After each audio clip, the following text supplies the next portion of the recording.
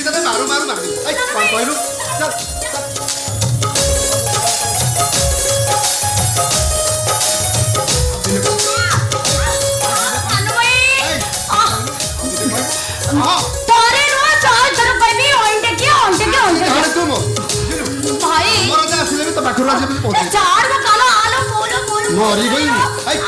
आज ते मारू मारू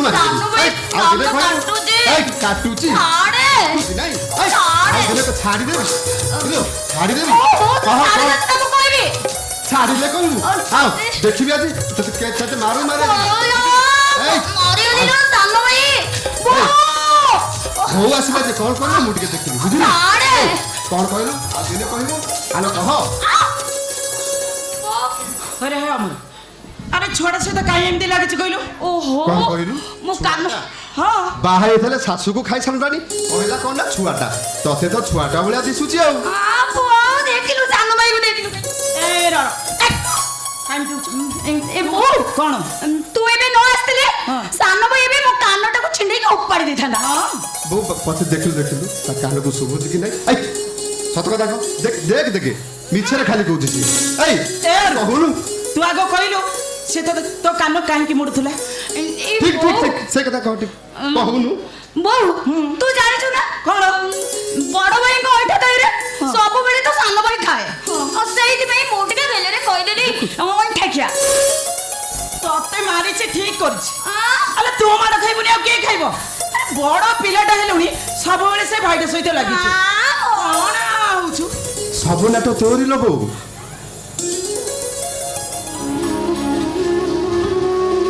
मत पिलाटे दिन सुखी बड़ भाई ठाकुर समान ताको ओइठा भात गुहा प्रसाद ताको ओइठा खाइले भल मनीष हेबी भल पाठ पढ़ी भल बुद्धि हम सत कहूँ लोगो बड़ भाई ओइठा भात दिने न खाइले मो पेट जमा पुरेनी जमारू पुरेनी लोगो आ ये हुंडी ओइठा थाली रे भात खाया को नाक टेकुछ आई आ दिने कहू अरे अरे अरे कौन जाचू जल्दी आस जाउची भाई जाउची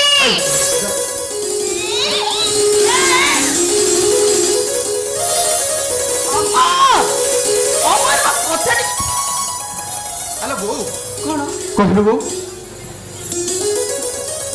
भाईरा बाहागर कोन बुझिबोनी ना भाई बाहावा को मना करूची ना तू बुझुनु अलो कह अरे भाई सिना बाहाबा को राजी हेले हमें बुझिबो सेति पई पुरा तो बापा रागरे ता सहित कथा होनांती हां ठीक अछि तू जमार बेस होनी आज जाई कि भाई के सीधा सीधा पचारी अमर बा हबो कि नै आज किछि ओडे फैसला करी अमर बा कथा के सु हां ठीक अछि तू आज छिड़ाई त मु किछि ओडे फैसला करी आसी कोन फैसला करिबू अमर बा कथा के सुन पिलाटे सिना बाहाबा को राजी हेले प्रस्ताव पडिबो आ बाहागर कथा उठिले खाली चिडुची मु कोन करिबे जे हौ ता भाग्य रे जा थिबो सेही हबो आज्ञा प्रणाम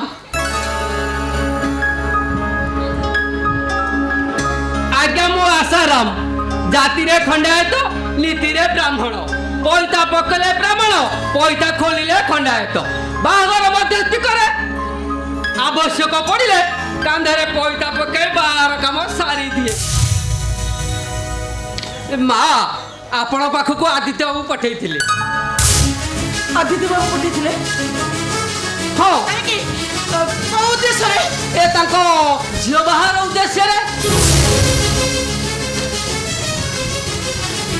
आज्ञा जमीदार घर सिना खेले कपूर नाई खाली कना गुड़ा को जा पड़ी अरे घर आगे जा उचा उचा पिंडा हेले घर पछ पागे पूरा मेला अरे जमीदार रक्त अच्छी हेले अहंकार अच्छी हेले कल हम पछे झील को बुढ़ी करदे ता माने कौन गोटे भिकारी हाथ में टेकीदे माँ आदित्य बाबूर आपण संपूर्ण भरोसा ये चाहते कि आपण डाक्तर पुओ सहित झीर बाहर हो जाऊ दीर्घ 20 वर्ष है घर सहित आम कौन संपर्क नहीं ये बाघर केमी हम ता छड़ा आम बाबू ये बाघर के राजी हो पारे आपण टिके लागी पड़ी राजी करेबे ना आदित्य बाबू आपण केते काम करथिले एतिक ताको साहाय्य करि परिबेनी कौन कहबा को चाह तमे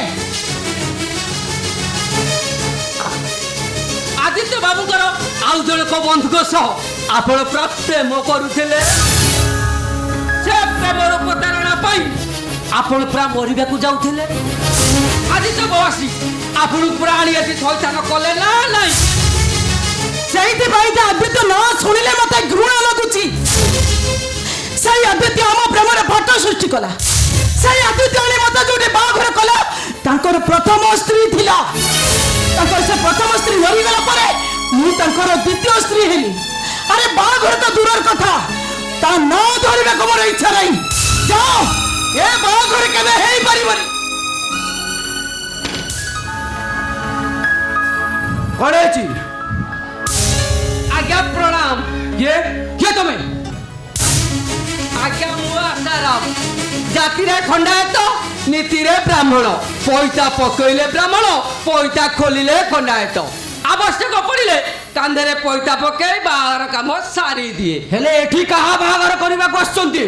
ଆପଣଙ୍କ ବନ୍ଧୁ ଆଦିତ୍ୟ ବାବୁ ତାଙ୍କ ଝିଅ ସହିତ ଆପଣ ଡାକ୍ତର ପୁଅ ସହିତ ବାହାଘର କରିବା ପାଇଁ ମତେ ଏଠିକି ପଠେଇଛନ୍ତି। 20 ବର୍ଷର ସମ୍ପର୍କ ଟୁଟି ଯିବା ପରେ ଆଦିତ୍ୟ ତା ଝିଅ ବାହାଘର ପ୍ରସ୍ତାବ ମୋ ଘରକୁ ପଠାଇଛି। ଆଜ୍ଞା ଏ ସମ୍ପର୍କ ତୁଟି ହେଲେ କ'ଣ ହବା ହୁଅନ୍ତୁ। ଏଇଟା ସିଏ ବା ଆଦିତ୍ୟ ଉପରେ ଆପଣଙ୍କୁ ସବୁବେଳେ ପ୍ରଶଂସା କରୁଛନ୍ତି। ଆଗରୁ ବନ୍ଧୁ ଥିଲେ, ଏବେ ଦୁଇ ସମୁଦ୍ର ହେଇଗଲେ ସମ୍ପର୍କଟା ପୁରା ଆହୁରି ନିବିଡ଼ ହେଇଯାନ୍ତା। ସେ ନିବିଡ଼ ସମ୍ପର୍କର କୌଣସି ଆବଶ୍ୟକତା ନାହିଁ। ମୁଁ କିନ୍ତୁ ଏ ବାହାଘରରେ ରାଜି ନୁହଁ। ମୁଁ କିନ୍ତୁ ରାଜି। এইটা ଏକ ଆଦିତ୍ୟର ଇଚ୍ଛା ନୁହେଁ, ମୋର ବି ଇଚ୍ଛା। ଏ ବାହାଘର ହେଇଗଲେ ଅନ୍ତତଃ ମୋ ବନ୍ଧୁ ଉପରୁ ସନ୍ଦେହଟା ଦୂର ହେଇଯିବ। ଆଶାରାମ, ଆଜ୍ଞା ଆଦିତ୍ୟକୁ ଖବର ଦେଇଦିଅ। ଆଜ୍ଞା ସେ ବାହାଘର ପାଇଁ ପ୍ରସ୍ତୁତ ରହୁ। ଆସନ୍ତା ତିଥିରେ ଏ ବାହାଘର ନିଶ୍ଚୟ ହବ। ଆଜ୍ଞା ଆଜ୍ଞା ଆଜ୍ଞା ଆଜ୍ଞା ଶୁଭସ୍ୟ ଶୀଘ୍ର ଆସୁଛି ଆଜ୍ଞା।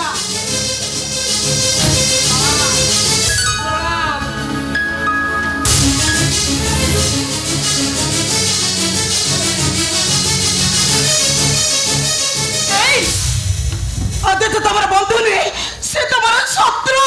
କେବଳ ତମରି ପାଇଁ ଆମ ବନ୍ଧୁତା ଭିତରେ ଗୋଟେ ପାଚେରୀ ସୃଷ୍ଟି ହେଇଛି। ମୋର ପ୍ରଥମ ସ୍ତ୍ରୀ ମରିଗଲା ପରେ ଆଦିତ୍ୟ କଥାରେ ମୁଁ ତମକୁ ଦ୍ୱିତୀୟ ବିବାହ କରିଥିଲି।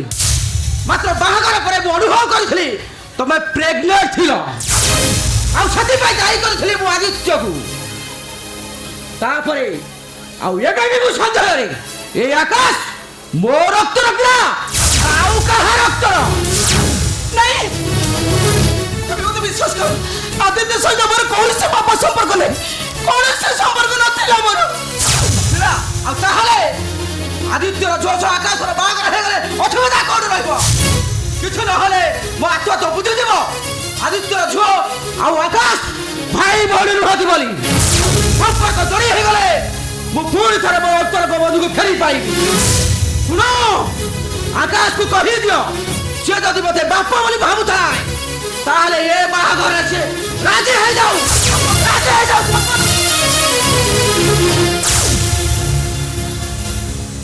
ନଚେତ୍ ମୋ ମୋଲା ଭୋ ଦେଖିବ।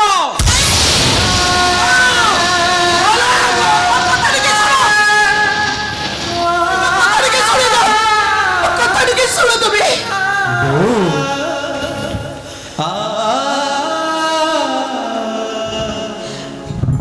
ତୋ ବାପାଙ୍କ ପରି ମୁଁ ବି ତୋ ସହିତ କଥା ହବାକୁ ଚାହୁଁନି। ଆରେ ମୋ କଥା ଟିକେ ବୁଝିବାକୁ ଚେଷ୍ଟା କର। ତମେ ସମସ୍ତେ ବୁଝିବାକୁ ଚେଷ୍ଟା କରିବେ। ମୁଁ କଣ କହୁଛି, ମୋ କଥା ଟିକେ ଶୁଣ। ତୋ ବାପା ମା ଭାଇ ଭଉଣୀ ଏମାନେ କାହାରି କଥା ବୁଝିବାକୁ ଚେଷ୍ଟା କରିବୁନି। ଶୁଣ, ତୁ ଆଗ କହ, ତୁ ବାହା ହବାକୁ ରାଜି ନା ନାହିଁ? ଅଙ୍କିତା ଛଡ଼ା ଯଦି ମୁଁ ଆଉ କାହାକୁ ବାହା ହୁଏ ତାହେଲେ ମତେ ଯେମିତି ଲାଗିବ ମୁଁ ଅଙ୍କିତା ସହ ପ୍ରତାରଣା କରିଛି, ଠକି ଯାଇଛି ତାକୁ ମୁଁ। ହେ ଆକାଶ, ଆରେ ତୁ ତାକୁ ଠକି ନୁହେଁ, ସିଏ ତତେ ଠକି ଦେଇଛି। ନାଇଁ, ଅଙ୍କିତା କେବେ ମତେ ଠକି ପାରିବନି ଲୋ ବୋଉ। ଯାହା ସହ ସାହାଯ୍ୟ ପାଇଁ ମୁଁ ଆଜି ଡାକ୍ତର ହେଇଛି। ଯେ ଲକ୍ଷ ଲକ୍ଷ ଟଙ୍କା ଖର୍ଚ୍ଚ କରି ମତେ ଡାକ୍ତର କରିଛି, ଯେ ନିଜ ଜୀବନକୁ ବାঁচି ଲଗେଇ ମୋ ଜୀବନ ଗଢି ଦେଇଛି, ସିଏ କେମିତି ମତେ ଠକିଦବ ଲୋ ବୋଉ? କେମିତି ଠକିଦବ? ତାହେଲେ ସେ ତତେ ବାନାଇ ଲୁଚୁଛି କଣ ପାଇଁ? କାହିଁକି ସେ ତ ସାମ୍ନାକୁ ଆସୁନି? ଅଛି କଣ କରୁଛି ତା ବାପା ମା ଭାଇ ଭଉଣୀ ଠିକଣା କାହିଁକି ସେ ତତେ ଦଉନି? ହେ ଆକାଶ, ମୋ ଅନୁମାନ ଯଦି ଠିକ ହୁଏ ତାହେଲେ ଅଙ୍କିତା ନିଶ୍ଚୟ ଆଉ କା ସିନ୍ଦୁର ପିନ୍ଧି ସାରି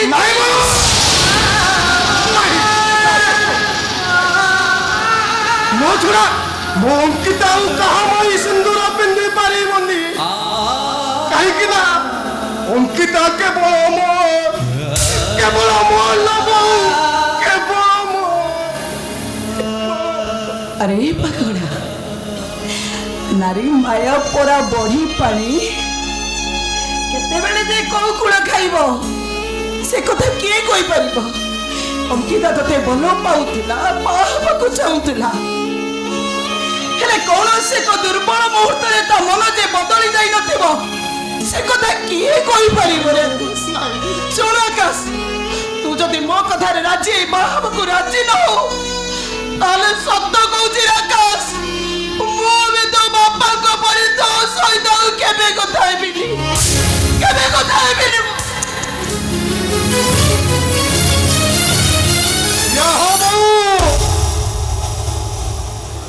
ହଁ ବୋଉ, ସମସ୍ତଙ୍କ ଖୁସି ପାଇଁ ମୁଁ ରାଜି ଲୋ ବୋଉ।